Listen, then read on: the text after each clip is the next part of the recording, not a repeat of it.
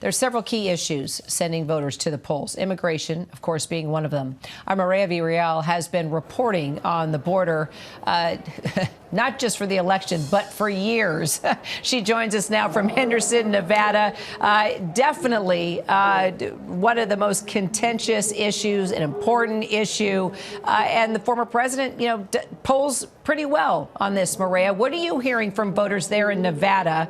And what's driving them to the polls? Well, Kara, we obviously are not at the border right now, but I have been all over Clark County. We started at Allegiant Stadium this morning, which is the home of the NFL team, the Raiders, right?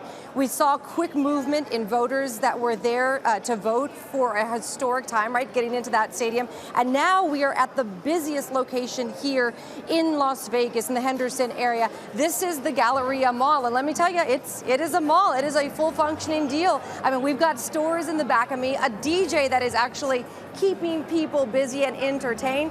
Wetzel's Pretzels is right over my shoulder. And then, of course, you actually see the voting happening behind me. It's taken about an hour for people to get through this particular line. It is so far the longest one here. But listen, people are entertained, and as they are in line, we've been able to talk to them. And for them, the issues are here, at least in this area, are the economy, the cost of living, making an affordable wage. And on top of that, then, yes, the immigration as well. But that's not as high as some of the other issues that I just mentioned.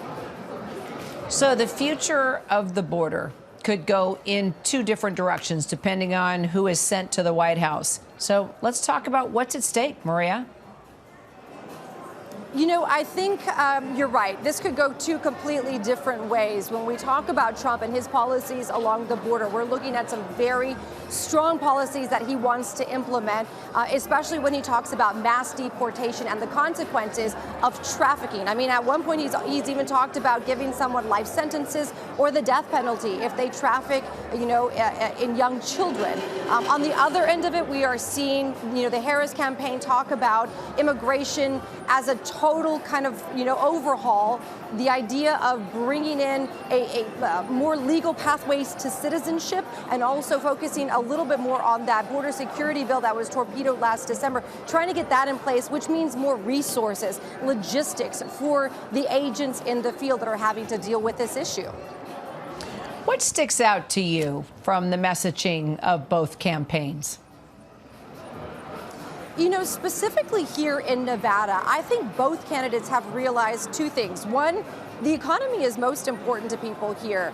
Having a living wage and figuring out how to deal with inflation no matter where it is, they realize that is extremely important to these residents in Nevada because this is a service-driven, tourism-driven state, right?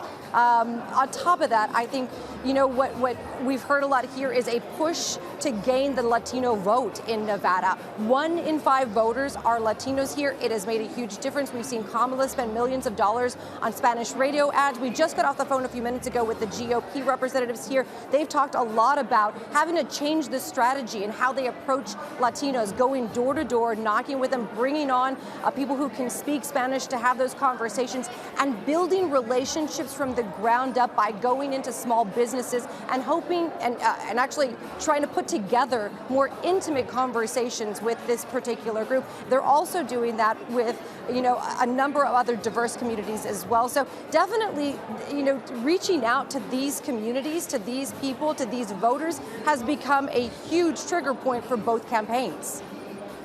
All right, Mireya Villareal, appreciate you. We'll check in with you there in Henderson, Nevada, of course, as the day continues.